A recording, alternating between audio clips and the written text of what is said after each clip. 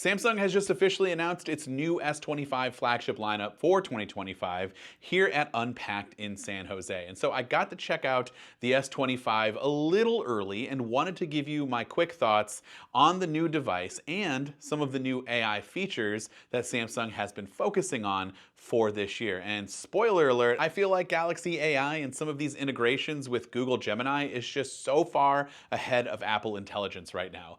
A lot of these new AI features are features that I would actually use on a daily basis because they actually seem useful to me. So before we get into all of those AI features, let's quickly take a look at the hardware and see what's new for this year. Now in this video, I'm going to mostly focus on the S25 Ultra since that's kind of the main flagship of the three, and there are a few subtle design changes this year when it comes to the hardware, but it's worth pointing out. So the edges are a lot rounder, like the frame, but I still feel like overall it's a very square-like phone. It kind of gives you that squared off form factor. I don't mind it at all. I think it feels great in the hand. It's a very big phone, but it's kind of always been like that. But I do think it's very light compared to last year's, even though that was also using titanium.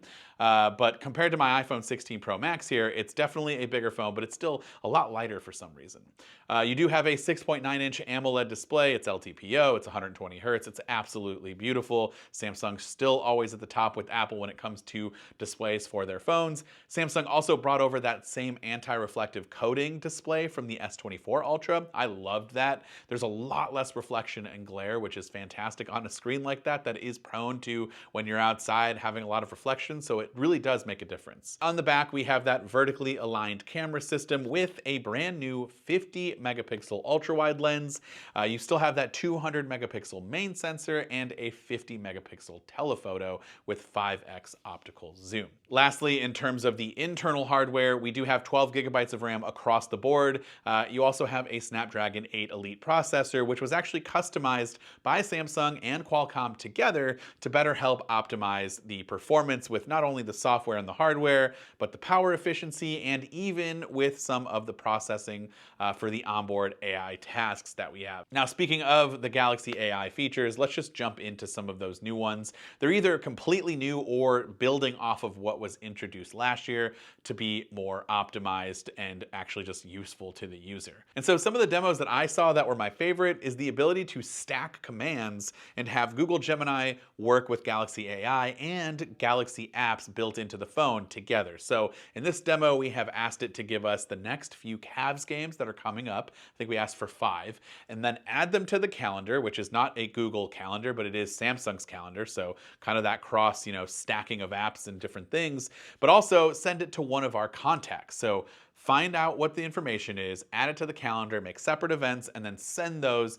to a friend in the phone. And I think that's really, really helpful. And so as you can see here, we have new separate calendar events, and it was able to text it to one of my contacts. The new AI Select has suggestions that are built into whenever you use AI Select, basically. So if you want to highlight text anywhere in the OS, you can get actions suggested. Like for this example here, we're highlighting a date in the press release, and it immediately recognizes that this is a date and offers up a few different things that you can do. Most importantly, with a date, you probably want to add it to your calendar. So just pretty useful things that are, sprinkled in and suggested so that you don't have to go and find it.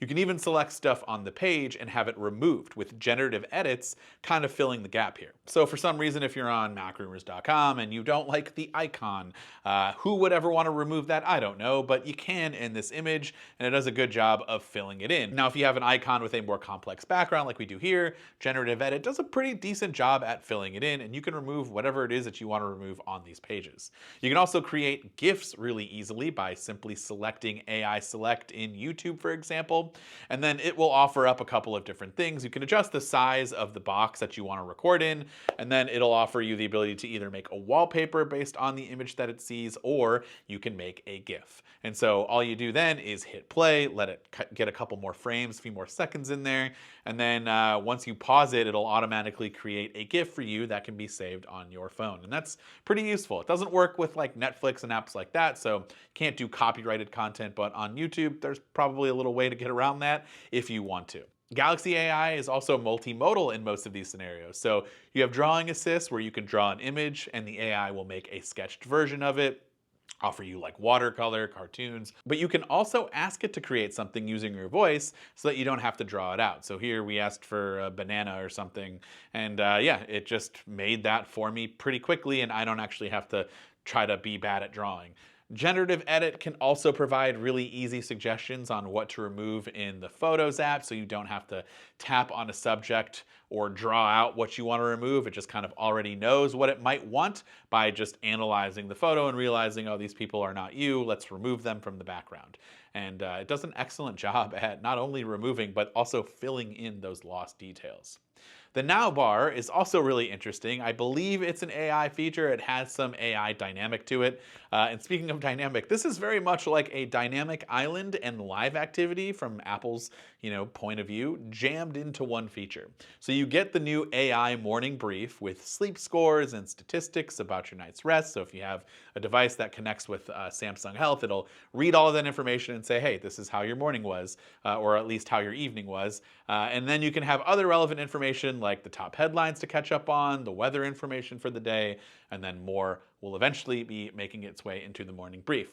So the Now bar not only offers you quick access to your morning brief, but also shows a variety of other information like live sports scores, Google Maps information. You get clock functionality here. So if you have a timer set like we do, you can actually tap around on it, which is kind of where that blend of dynamic island and live activities kind of mesh together here, where it's interactive. And then lastly, the camera's got a few new nice features and even some AI ones like enhancing these photos here past the optical zoom point. So as I mentioned earlier, you do get 5x optical from the telephoto, but Samsung said it's kind of like getting optical quality past 5x with the help of AI. And honestly, the level of detail here that we got at 10x and even 30x with this plant is pretty wild. Like you can zoom in and see a lot of good detail, and it's not that blurry at all, especially at 30x. I was very impressed. Now the 50 megapixel ultra wide does give you better macro photography, as you can see here. It's not only the ability to get really close with the camera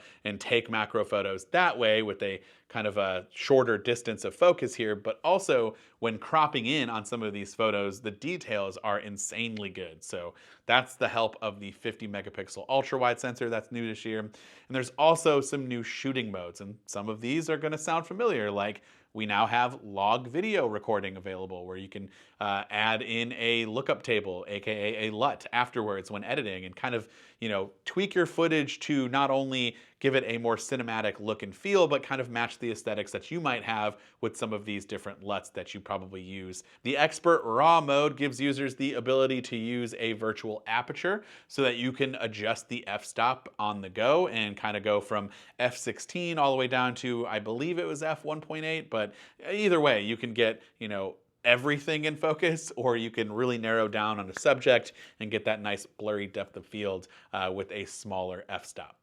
And then lastly, there's an AI audio feature very similar to Apple's Audio Mix, but I feel like it has more options available. Apple's was kind of like in-frame and studio and cinematic, and this was more of like what you might be encountering in your video, whether it's a lot of crowd noise or it's music in the video that you want to remove.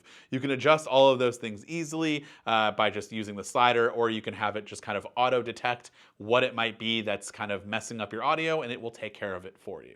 I'm going to be doing a full camera comparison video very soon between the S25 Ultra and the 16 Pro Max.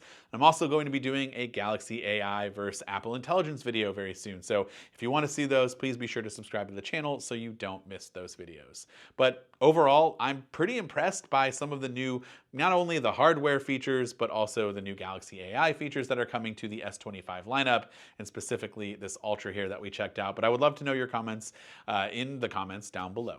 This has been Dan with MacRumors. Thanks so much for watching, and I look forward to seeing you around in the next video.